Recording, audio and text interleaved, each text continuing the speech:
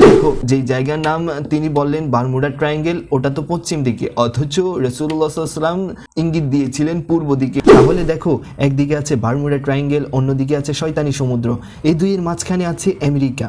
দাজ্জালের জাসাসা বা সেই প্রাণীটি তামিম আদ-দারি রাজি দেখেছিলেন ওটা আসলে এক বিশাল গুপ্তচর ব্যবস্থা বা স্পাই সিস্টেমের প্রতীক।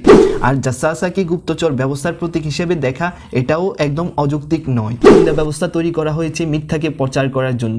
তারা প্রতিটি মানুষের উপর নজরদারি করে। আমরা আজ ঘর থেকে ঘর, এমনকি আমাদের বেডরুম পর্যন্ত মনিটর করা হচ্ছে। আলিম বলেন এই দিনগুলো আসলে যুগ বা দৌড় এর ইঙ্গিত দেয়, মানে বিশেষ বিশেষ সময়কাল। প্রথম দিনটা মানুষের মনে হবে যেন এক বছরের সমান দীর্ঘ। তখন দাজ্জাল তার সব কারিশমা বা অলৌকিক শক্তি দেখাতে শুরু করবে। কিন্তু যারা বলেন দাজ্জাল আগেও প্রকাশ পেয়েছিল, এই মতটা কিছুটা কঠিন মনে হয়। একটা প্রশ্ন আমার মনে আসে, দাজ্জাল সম্পর্কে তো আমরা জানি যে 40 দিনের জন্য সে আসবে, তাই না?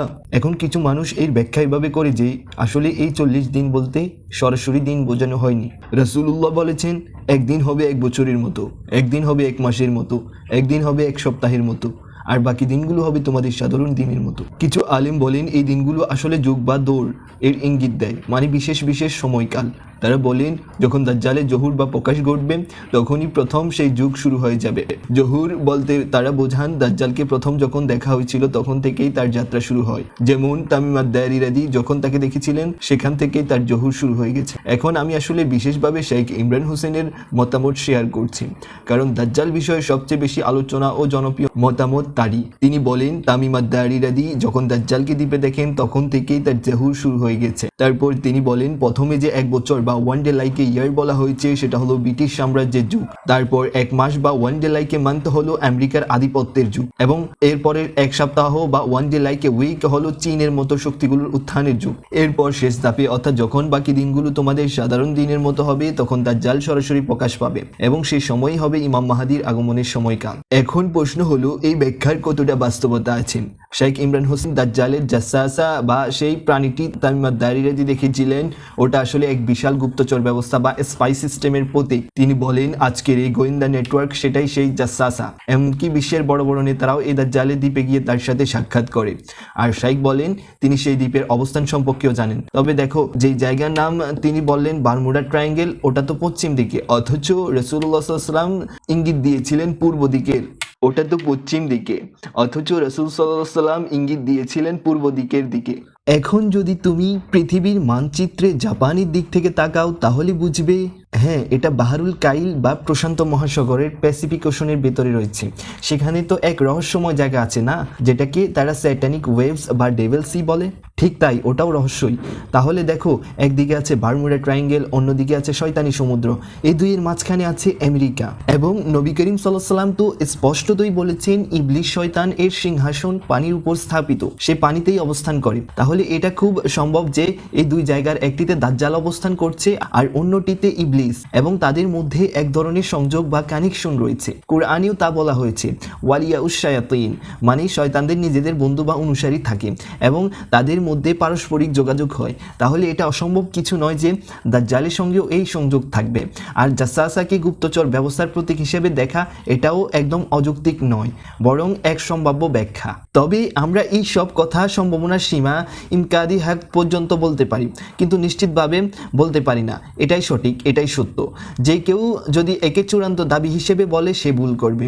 তবে সম্ভাবনার দিক থেকে চিন্তা করলে এটা কোরআনের বক্তব্যের সঙ্গে মিলও খুঁজে পাওয়া যায়। কোরআনে তো সূরা মাইদাতে বনী ইসরাইল সম্পর্কে বলা হয়েছে তারা অত্যন্ত মিথ্যা শুনতে ভালোবাসে এবং হারাম খেতে অভ্যস্ত, অত্যন্ত লালায়িত। এখানে সামেউন নয়, বলা হয়েছে সাম্মুন, মানে অতিরিক্ত শুনতে ভালোবাসে। আর আক্কালুন মানে প্রচন্ডভাবে হারাম খাওয়া, অর্থাৎ তারা মিথ্যা শোনার প্রতি পাগল প্রায় এবং হারাম বক্ষণে আসক্ত। তাহলে কোরআনের এই বৈশিষ্ট্য তাদের সম্পর্কে সত্য প্রমাণিত হয় যে তারা মিথ্যা শোনে, মিথ্যা তৈরি করে, অথবা মিথ্যা ছড়ানোর উদ্দেশ্যে মিথ্যা শোনে। দেখো আজ পৃথিবীতে যে বিশাল গুপ্তচর নেটওয়ার্ক জাসুসি নিজাম গড়ে উঠেছে, আমার মনে হয় কোরআনে বনী ইসরাইল সম্পর্কে যেটা বলা হয়েছিল তারই বাস্তব রূপ হচ্ছে এই গোয়েন্দা ব্যবস্থা। আসল উদ্দেশ্য কি? এই গোয়েন্দা ব্যবস্থা তৈরি করা হয়েছে মিথ্যাকে প্রচার করার জন্য। তারা প্রতিটি মানুষের উপর নজরদারি করে, প্রত্যেকের কাছ থেকে তথ্য নেয়, আর তারপর সেই তথ্য থেকে নিজেদের পছন্দ মতো খবর বানিয়ে পুরো দুনিয়ায় ছড়িয়ে দেয়। তুমি তো দেখছো আজ পুরো পৃথিবীর মূলধারার মিডিয়াগুলো সম্পূর্ণ নিয়ন্ত্রিত। কোনো জায়গা থেকেই সঠিক খবর আসে এমনটা প্রায় হয়ই না। তাদের কাছে খবর থাকে, গোয়েন্দা নেটওয়ার্ক থাকে, মনিটরিং ব্যবস্থা থাকে, সব ঠিক আছে, কিন্তু যখন সেই খবর প্রকাশ করার সময় আসে তখন তারা শুধু সেটাই প্রকাশ করে যেটা তাদের স্বার্থের সঙ্গে মিলে যায়। এই সমাজ বা ব্যবস্থার এই দুইটি ব্যাখ্যা হতে পারে। তাই যদি কেউ জাসাসাকে গুপ্তচর নেটওয়ার্কের প্রতীক হিসেবে ব্যাখ্যা করে তা একদমই ভুল নয়, বরং যথার্থও হতে পারে। কারণ তামিম দারিরাদি এবং তার সঙ্গীদের যিনি সেই দ্বীপে নিয়ে গিয়েছিলেন তিনি ছিলেন জাসাসা। আর সেই জাসাসা দেখতে কেমন ছিল? না পুরো মানুষ না পুরো প্রাণী। তার শরীরে এত বেশি লোম ছিল যে বোঝা যেত না সামনের দিক কোনটা আর পেছন দিক কোনটা। এটা আসলে প্রতীকীভাবে বোঝানো হতে পারে। আজকের এই জটিল বৈশ্বিক গোয়েন্দা ব্যবস্থা যার শুরু কোথায় শেষ কোথায় কেউই জানে না। আমরা আজ ঘর থেকে ঘর, এমনকি আমাদের বেডরুম পর্যন্ত মনিটর করা হচ্ছে। সব তথ্য তারা সংগ্রহ করে তারপর ছড়িয়ে দেয় কেবল সেই খবর যেটা তাদের সাথে মানানসই। তাই জাসাসাইয়ের প্রতীকী ব্যাখ্যা ভুল নয়, কিন্তু আবারও বলছি এই বিষয়গুলো আমরা সম্ভাবনার সীমা পর্যন্ত বলতে পারি। কেউ যদি একে চূড়ান্ত সত্য বলে দাবি করে সেটা ভুল হবে, তবে সম্ভাবনার দিক থেকে দেখা হলে এটা একদমই ঠিক হতে পারে।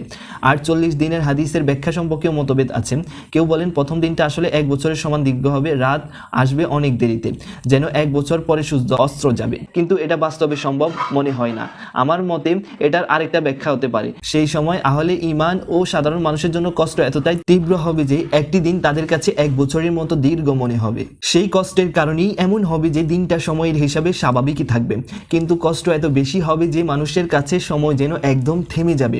যেমন ধরো যখন তুমি কোনো বিপদে থাকো তখন সময় যেন একদম কাটতেই চায় না, আর যখন তুমি আরামে থাকো সময় হুড়মুড় করে কেটে যায়। ঠিক তেমনি প্রথম দিনটা মানুষের মনে হবে যেন 1 বছরের সমান দীর্ঘ, পরের দিনটা 1 মাসের মতো, তারপর 1 সপ্তাহের মতো, আর ধীরে ধীরে মানুষ সেই অবস্থার সঙ্গে অভ্যস্ত হয়ে যাবে। তখন দাজ্জাল তার সব কারিশমা বা অলৌকিক শক্তি দেখাতে শুরু করবে। মানুষের কেউ তার সঙ্গে যুক্ত হয়ে যাবে, আর কেউ আল্লাহর দয়া পেতে তার ফিতনা থেকে বেঁচে যাবে। এক পর্যায়ে পরিস্থিতি কিছুটা স্বাভাবিকও হয়ে যাবে। এটাও এই হাদিসের আরেকটি সম্ভাব্য ব্যাখ্যা হতে পারে। তবে আমি আবারও বলছি আমরা এটিকে চূড়ান্ত সত্য হিসেবে বলতে পারি না, শুধুমাত্র সম্ভাবনার সীমায় এটাকে আলোচনা করা যায়। যেমন সময় ভ্রমণ এর বিষয়টিও দেখো, এটা সম্ভাবনার বাইরে নয়, এটা ঘটতে পারে, একেবারেই অসম্ভব কিছু নয়। কিন্তু যারা বলেন দাজ্জাল আগেও প্রকাশ পেয়েছিল এই মতটা কিছুটা কঠিন মনে হয়, কারণ আমাদের কাছে কিতাব ও সুন্নাহ ব্যতীত আর কোনো বিশ্বস্ত জ্ঞানসূত্র অথেন্টিক সোর্স নেই। আর রাসূলুল্লাহ সাল্লাল্লাহু আলাইহি ওয়াসাল্লামের বাণীগুলোতে কোথাও এমন বলা হয়নি যে দাজ্জাল আগে এসে গেছে বা প্রতিটি নবীর যুগে এসে চলে গেছে, বরং যা বলা হয়েছে তা হলো প্রত্যেক নবী তার উম্মতকে দাজ্জালের ফিতনা হতে সতর্ক করেছেন।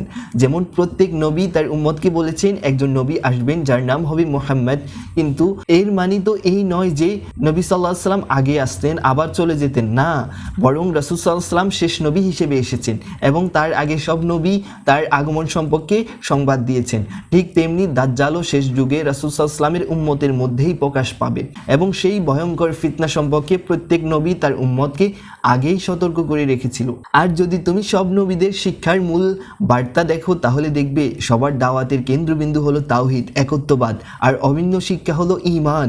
অতীতেও যেসব ভয়াবহ ফিতনা এসেছে সেখানে মানুষ ঈমানের শক্তিতে রক্ষা পেয়েছে, আর ভবিষ্যতেও মানুষ কেবল ঈমানের ভিত্তিতেই দাজ্জালের ফিতনা থেকে রক্ষা পাবে।